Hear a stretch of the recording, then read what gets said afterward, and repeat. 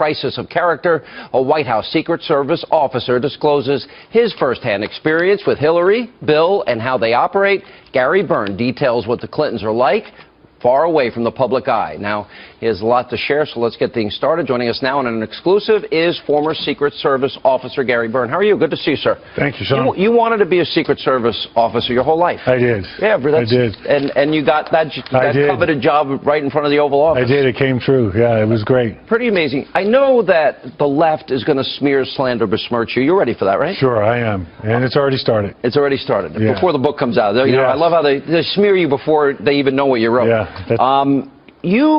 I'm going to start at the end of the book, because you talk about why you wrote this book. You said, what I learned from the Clintons firsthand the hard way is important. In 2016, she's running again, and you felt compelled to tell the story because why? Let me ask that. Because I want Americans to know what the real Clinton administration is like. Mrs. Clinton is not a leader. She's a very, very angry person all the time. I've seen many instances that I talk about in my book, Crisis of Character, where she displays this holier-than-thou attitude, do as I say, not as I do. She's a dictator. She comes across as a dictator. I've seen her berate many people, and myself included. And I've never seen any example that would lead me to believe that she could lead this country. I mean, you know, you describe a woman that is very phony. In other words, you talk about how she'd tell you to go to hell, or tell another agent to go blank himself. Correct. And how she threw a Bible at a Secret Service officer or agent. Agent. Right? Yes, sir. Okay, and the vase story, which we'll get to in a minute. Right. But if the cameras were on, she was close to Bill, but it was manufactured. It was not real. Absolutely. Camera goes off, different person. Yeah. And if she had guessed, she'd say, oh, he's my favorite Secret Service guy. Sure. She actually did that to me one time when she berated me about an hour before over something, and then introduced me to this tour from Arkansas, a group of people that were getting a special tour, and told them what a wonderful, I was her favorite officer, and patted me on the back, and almost to the point where, like, I almost believed her, but I knew what the truth was. Yeah. I'd seen this behavior before. You said, and with Hillary Clinton's latest rise, I realized her own leadership style, volcanic, impulsive, enabled by sycophants, disdainful of the rules set for everyone else, has not changed a bit. A lot has been made about temperament. Yes. And the temperament of a president. Yes. You're describing someone by far that does not have control of her emotions or temperament. Yeah. She exhibits some very dangerous behavior, as I would describe it. She gets angry at things that are policy issues that, you know, take time to fix, and she's got this attitude where she wants things fixed right now, immediately. She screams and yells at people, and there's procedures. You know, government is very bogged down with rules and regulations, and so yeah, there's many examples that I cite in my book where she blows up at people. Like I said, she's blown up at me before, and agents and her staff. At one time, I saw her staff so afraid to tell her about a mistake that was made. They weren't upset about the waste of the mistake, ordering the wrong invitations. They were terrified that someone was going to have to tell Hillary Clinton that there was a mistake made. Oh, by the way, you're not the only one to say this. George Stephanopoulos, he described her as having a horrible temper. Dee Dee Myers is another person. Yeah. And you even quoted George, I know, in the book. Yes. And then you write, though portrayed as a long-suffering spouse of an unfaithful husband whose infidelities I personally observed, and we'll get to that in a minute, and know to be true, she was anything but a sympathetic victim. Correct. Their relationship seemed so strange and volatile at times, and she would continuously berate people, as I mentioned before, but she was like two different people. Again, she would be polite and nice to everybody when the cameras were on, and then when they were off, she was just cold, distant. Seconds later. Just almost instantly. I mean, that's what I've experienced quite a few times. Yeah. All right, you tell a couple of stories, and I think our audience would want to hear them. Sure. One story is the vase story. Sure. The other story is the blue glove story. Right. And I think they give some insight into what you saw on a regular basis. Sure. So the vase story is, I came in one morning to go to work early, came in, worked out, and then as I headed over to the post, I ran into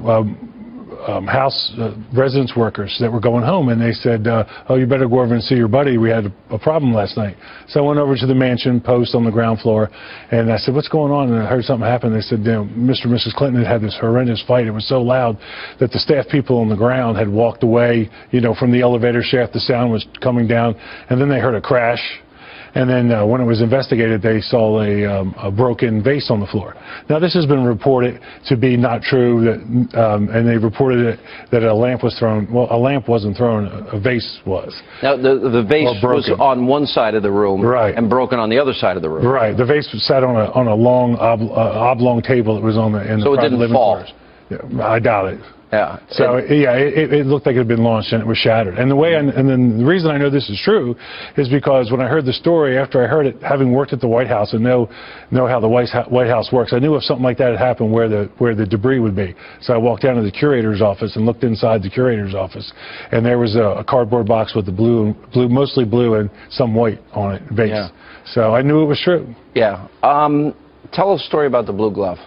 So the blue glove incident.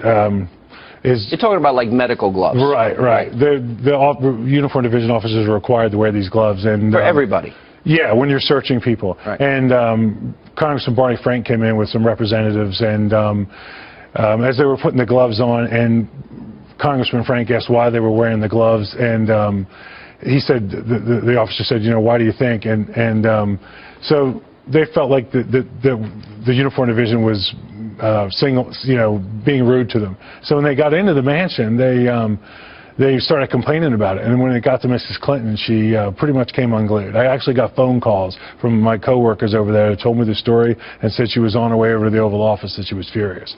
You tell that it ended up that she literally went down to the Oval Office to see Bill Clinton. Yes. Wanting all the agents fired. All the uniform division officers. All the uniform division officers fired. Yes.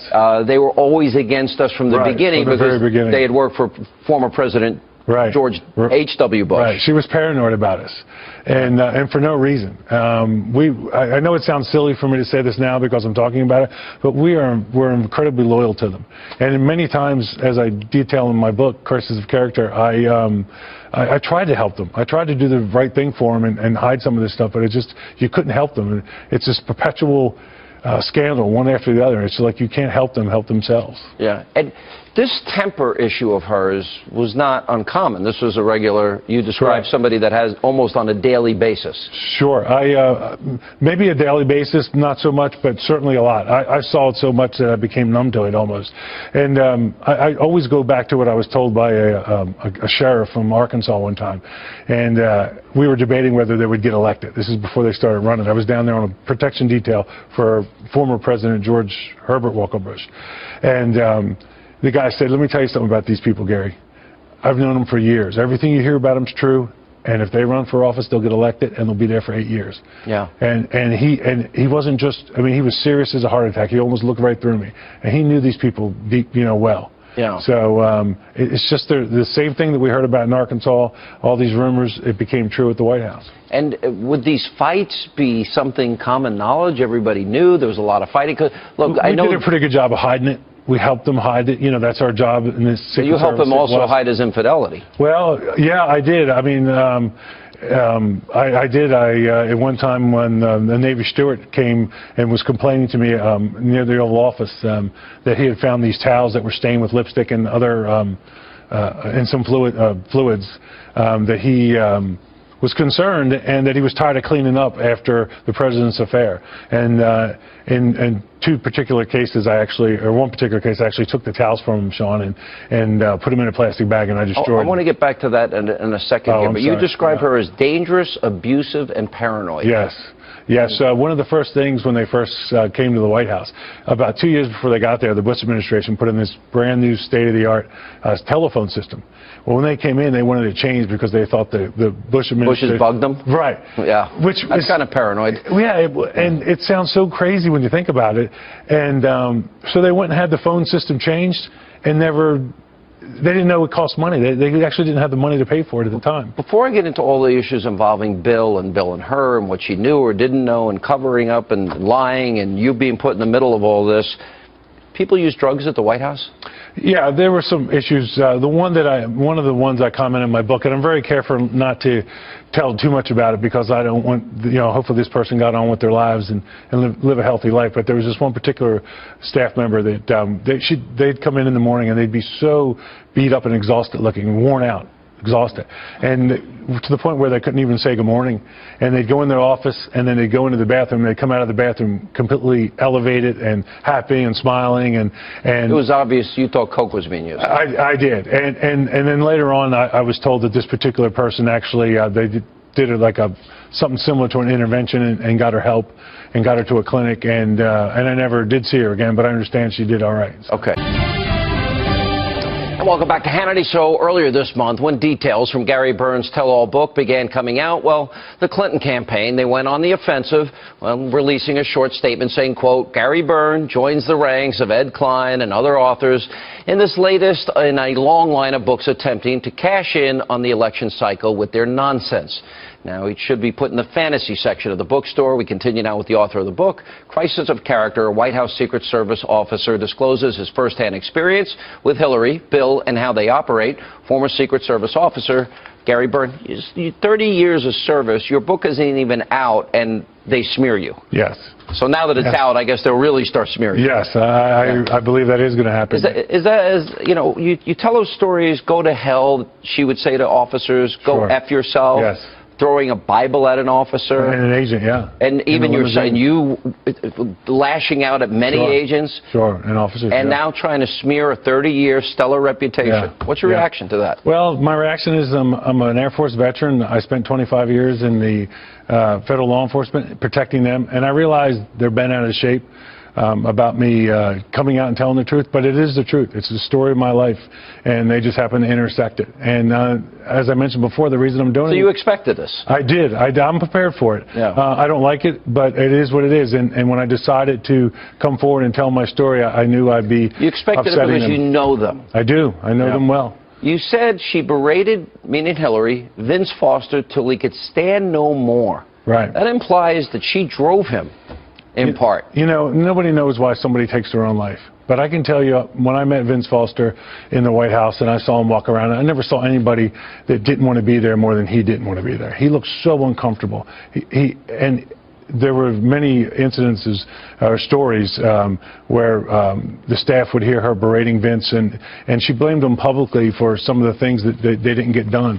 And as a lot of people know, in his suicide note, he basically said that that Washington D.C. was this terrible, vindictive place, and it was one of the reasons he took his own life. Yeah. I mean, it's a terrible thing. I didn't know him well, but I was very sad when he did take his life, but I was not surprised. You found Bill Clinton, in spite of all his infidelities, a nicer person. He is. Yeah, he's very... would want to give people their time and do and be polite, and was like that more in real life.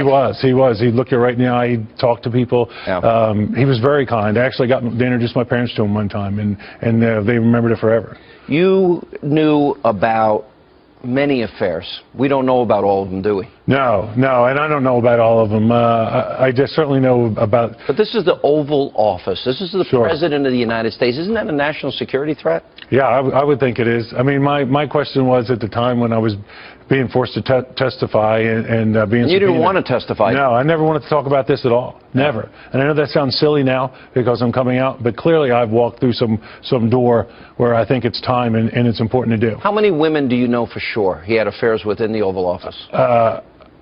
In the White House complex, I'd say easily 3, maybe 4 that I know of. And you saw Monica Lewinsky a mile away? Sure. You knew she wanted to be near him? She was certainly manipulating some of the staff, myself, other officers and agents to find out where the president was. So she wasn't manipulating if you saw through it.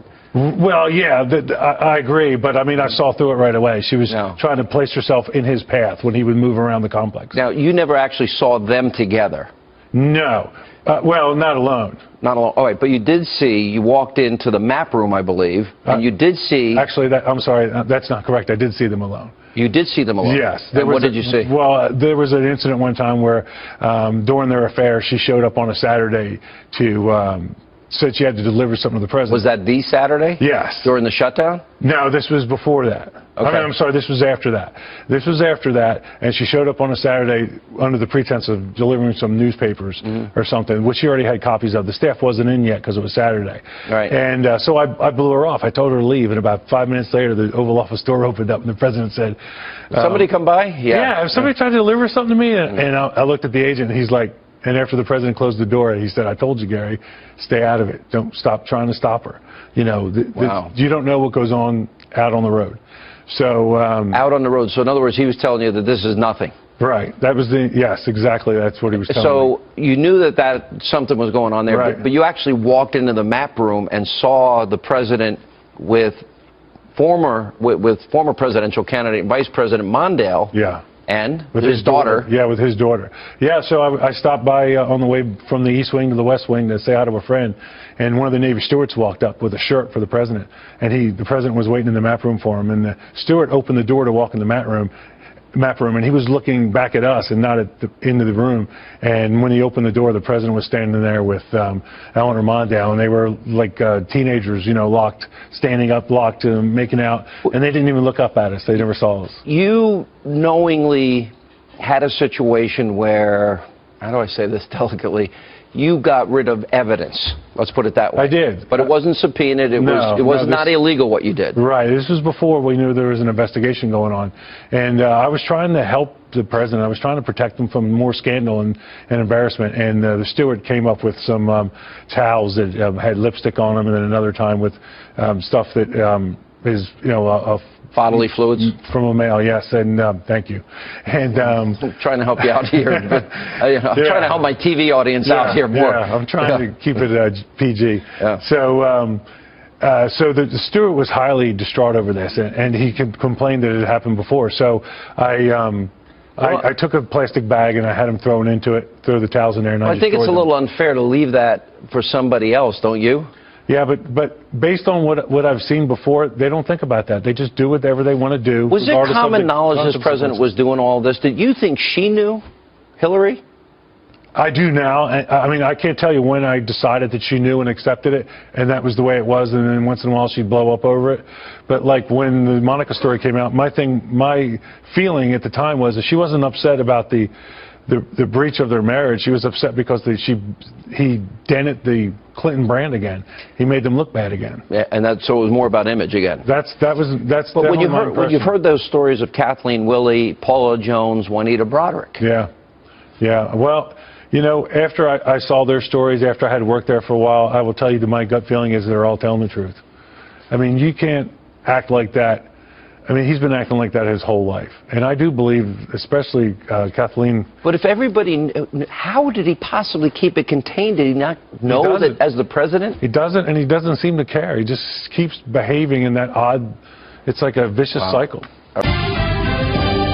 And welcome back to Hannity as we continue now with former Secret Service officer Gary Byrne, his explosive new book, Crisis of Character. You didn't finish the story about the vase, because that morning he came down after that vase was broken, and he had a black eye, like a big black eye. Sure. So after the incident, when he came, the next time I saw him in the Oval Office, he had a mark under his eye. You could see they were trying to hide it with makeup. And when I walked in, obviously not. Yeah, no.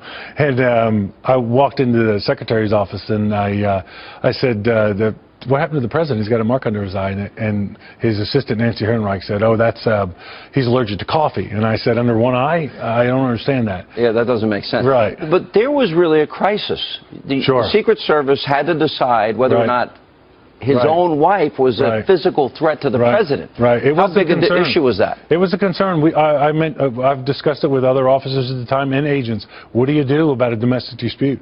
What if the president? And what was the answer?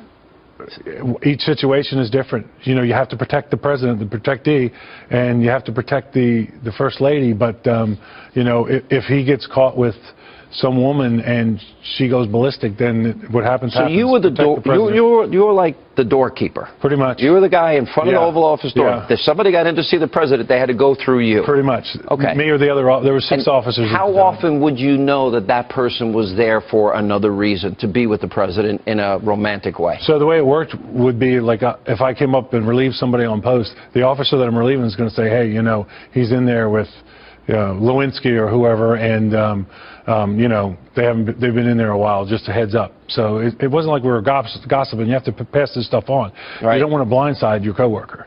So you always pass this information on. And we were concerned. I mean, what if she did catch the president in a compromising situation? But you had a plan for that.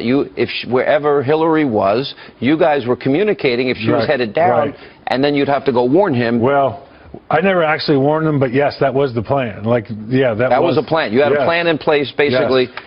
Yes. I mean, that's all right. Let me play. I pointed out on this program and on my radio program that she's often angry. Yes. Somebody you're describing with a volcanic temper. Yes. Let's play some of Hillary.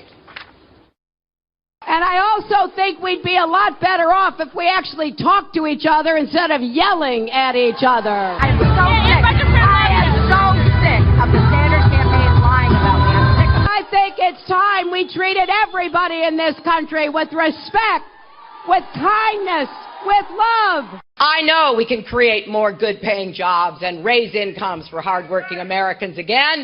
I know that we can finish the job of universal health care coverage for every single man, woman, and child. I know we can combat climate change and be the clean energy superpower of the 21st century. I know we can make college affordable and get student debt off the backs of young people. She does seem angry a lot. Right. And you're saying behind closed doors when nobody's looking, she's that angry person always. Mostly. Or distant, cold. What I've been looking at there, Sean, doesn't concern me too much. That's her being a politician. The kind of anger I'm talking about is where she just almost can't even complete a sentence. She starts yelling, screaming, cussing. You know, I talked in the book how she... By the way, mistreating people in their positions. Sure. All the time. Yes, the uniformed division officers, agents. So this is like you're describing a phony, fake, fraudulent human being. Absolutely. All right, let me give you an example. This is Hillary, you know, saying she remembers landing under sniper fire when she went to Bosnia. This is what she said. I remember landing under sniper fire. There was supposed to be some kind of a greeting ceremony at the airport, but instead we just ran with our heads down to get into the vehicles to get to our base. Great image making, but here's the problem. We have the real video, and this is it. This is Hillary arriving not under sniper fire, but she walks up to a group of young girls who give her flowers and give her gifts. That's not exactly sniper fire. So is that the person that you're trying to warn America about? Yes. Explain. In other words, she sits with an interview with Bill. You think they're the happiest couple together. The light goes off. She hates him. Right. I don't know if she hates him or not, but I will tell you that the example you just showed there is a perfect example of anybody that worked around them in the Secret Service. When they saw that, they knew they started laughing their faces off because they knew that was a flat-out lie. Wow. Now, I wasn't on that mission, but I talked to the guys that were, and the only thing that the military had them do is sit on their flak vests as they were getting close to the ground, which is standard procedure in those. But when she made the claim that they were under sniper fire, I knew it was a lie. I want to go back to where we started. You feel compelled to do this. I do. You never signed a non-disclosure. You have the right to do it. Some people wish you didn't do it because of the position you're in. Now guys do have to sign non-disclosures. They do, starting in, I believe, 2004. Okay. What is it, the final question, what do you want people to know what you saw in their years as president? Well, first thing I'd like you to know is I'm not comfortable about talking about this, but I feel so strongly that people need to know the real Hillary Clinton and how dangerous she is in her behavior. She is not a leader.